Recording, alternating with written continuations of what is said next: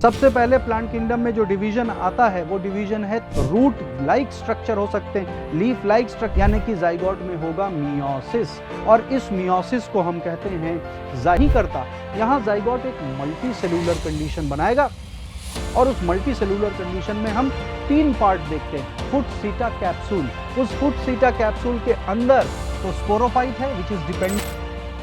Hello बच्चों, plant kingdom में हम डिफरेंट लाइफ साइकिल पैटर्न्स की बात करते हैं। आइए उन लाइफ साइकिल पैटर्न्स को क्विक सक्सेशन में देख लेते हैं। सबसे पहले प्लांट किंगडम में जो डिवीजन आता है वो डिवीजन है थैलोफाइटा, यानी कि एल्गे का डिवीजन, और एल्गे की बॉडी में हैप्लॉइड कंडीशन ही अधिक दिखाई पड़ता है।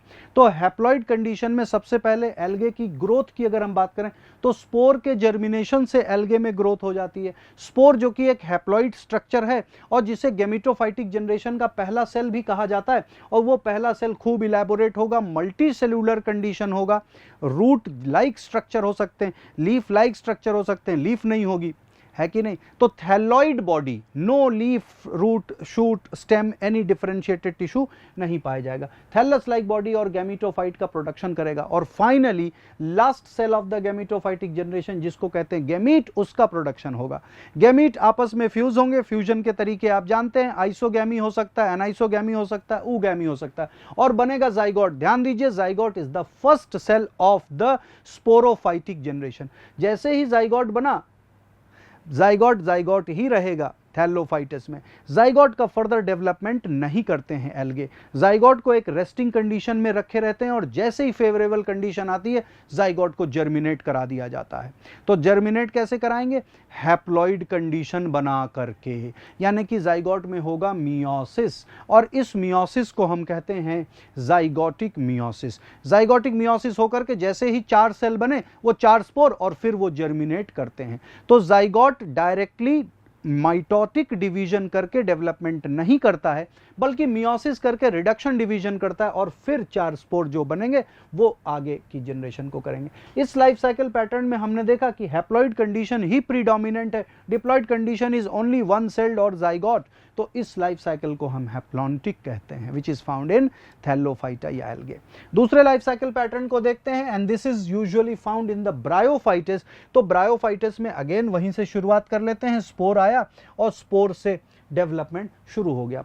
स्पोर का जर्मिनेशन होगा and they will produce thallus like in liverwort, और they can produce a leafy stage जो प्रोटोनीमा से डेवलप होता है लाइक इन मॉसेस, और बन गया गेमिटोफाइट। इस गेमिटोफाइट में फिर आर्केगोनिया और एंथरीडिया बनेगा एडवर्स कंडीशन में। तो नॉर्मल कंडीशन में ये हैप्लॉइड फेज में ही है, लेकिन जैसे ही गेमीट का प्रोडक्शन करेंगे जाइगोट बनेगा। अब जाइगोट प्रीवियस वाले की तरह तुरंत मियोसिस नहीं करता, यहां जाइगोट एक मल्टी सेलुलर कंडीशन बनाएगा, और उस मल्टी सेलुलर कंडीशन में हम 3 पार्ट देखते हैं। फुट सीटा कैप्सूल, उस फुट सीटा कैप्सूल के अंदर तो स्पोरोफाइट है which is dependent on gametophyte, लेकिन मल्टी सेलुलर है, थोड़ा बहुत फोटोसिंथेसिस भी कर रहा है।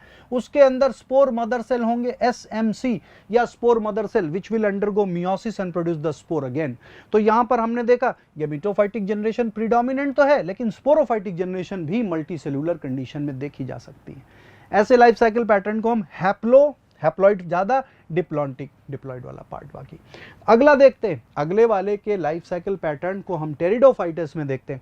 यहां पर भी वही कहानी, लेकिन गेमिटोफाइट यहां पर छोटा हो गया। एक और बात को ध्यान दीजिएगा, रेड कलर में हम यहां पर स्पोरोफाइट को रिप्रेजेंट कर रहे हैं और ब्लैक में हम गेमिटोफाइट को रिप्रेजेंट कर रहे हैं। यहां पर भी कहानी वही, स्पोर से शुरुआत हुई, प्रोथैलस ग्रो हुआ, प्रोथैलस के ऊपर सरफेस पे फोटोसिंथेसिस, प्रोथैलस के निचले सरफेस पर होता है formation of the reproductive organ, antheridia, archegonia, और गेमीट का फॉर्मेशन हो जाएगा। प्रोथैलस शॉर्ट लाइव्ड होता है, बहुत टाइम के लिए नहीं आता, क्विक फेज में वो अपना गेमीट का प्रोडक्शन कर देता है। जैसे ही गेमीट का फ्यूजन हुआ बना zygote, and this zygote will develop into multi cellular sporophyte now. अब इस स्पोरोफाइट की इंडिपेंडेंट एग्जिस्टेंस देखी जाती है, जिसमें प्रॉपर रूट आते हैं, स्टेम आती है, पत्तियां आते हैं, और ये अपने आप को एस्टैब्लिश कर लेता है। ऐसी अवस्था में जब स्पोरोफाइट इंडिपेंडेंटली एग्जिस्ट कर रहा है तो गेमिटोफाइट खत्म हो जाता है, गायब हो जाता है। काफी वक्त तक स्पोरोफाइट रहने के बाद जब एडवर्स कंडीशंस दोबारा आनी शुरू हो जाती तो ये भी क्या करता है, स्पोर का फॉर्मेशन करेगा।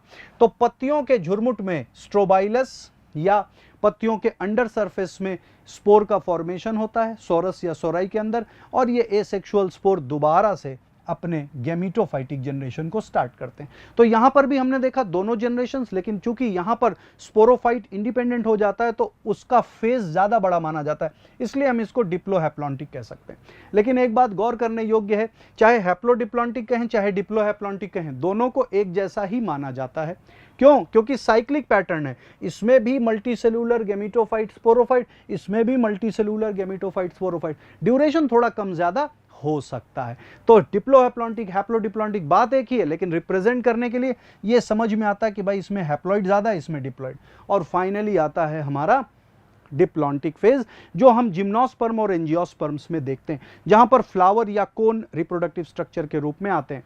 तो ध्यान दीजिए, यहां पर अगर जाइगोट से हम जनरेशन को स्टार्ट करें तो ज्यादा उचित होगा। जाइगोट एम्ब्रियो बनता है, एम्ब्रियो से सीड बनता है, सीड जर्मिनेट करके नए ट्री को बनाएगा, फिर उसमें फ्लावर या कोन आएंगे, और वो भी फ्लावरिंग सीजन में एक बार या दो बार, है कि नहीं। तो थोड़े टाइम के लिए फ्लावर या कोन आएंगे और इनके अंदर माइक्रोस्पोर मदर सेल और मेगास्पोर मदर सेल बनता है, और फिर वहीं से डेवलपमेंट होता है माइक्रोस्पोर, यानी कि आगे चल के वो पॉलन बनता है। पॉलन इज 3 सेल्ड कंडीशन, और फिर मेगास्पोर जिसमें एम्ब्रियो सैक बनता है, तो ये भी एंजियोस्पर्म में 7 सेल्ड 8 न्यूक्लिएट कंडीशन। हाँ, जिम्नोस्पर्म में कुछ सेल्स एक्स्ट्रा होते हैं क्योंकि वहां पर हैप्लॉइड एंडोस्पर्म भी बना हुआ होता है, but again very reduced condition. और गैमीटोफाइट कंप्लीटली डिपेंडेंट है प्लांट के स्पोरोफाइटिक जनरेशन के ऊपर, यानी कि gametophytic generation is highly reduced, sporophytic generation is elaborate. इस कंडीशन को हम कहते हैं डिप्लॉन्टिक लाइफ साइकिल, जो कि एंजियोस्पर्म और जिम्नोस्पर्म में पाया जाता है।